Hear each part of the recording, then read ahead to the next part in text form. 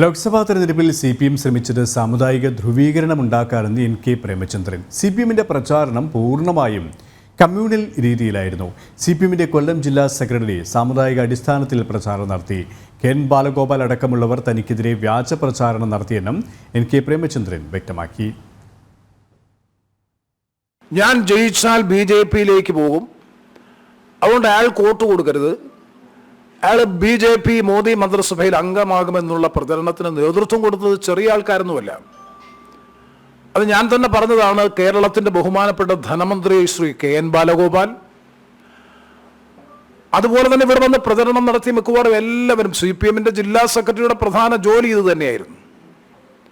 മിക്കവാറും എല്ലാം ഇവിടുത്തെ കൊല്ലത്തെ മേയർ, എന്തിനേറെ പറഞ്ഞു എതിർത്ത LDFന്റെ സ്ഥാനാർത്ഥി പോലും കോൺവെന്റുകളിൽ പോയി അയാൾ ജയിച്ചാൽ BJPയിൽ പോവും, അതുകൊണ്ട് നിങ്ങൾ ഈ പ്രാവശ്യം ഞങ്ങൾക്ക് വോട്ട് തരണം എന്ന് പറയുന്ന ഒരു സ്ഥിതി ഉണ്ടാകുക എന്ന് പറഞ്ഞാൽ വളരെ വളരെ ലജ്ജാകരമായിട്ടുള്ള പരിഹാസ്യമായിട്ടുള്ള തെരഞ്ഞെടുപ്പ് പ്രചരണ പ്രവർത്തനത്തിനായിരുന്നു CPM നേതൃത്വം കൊടുത്തത്.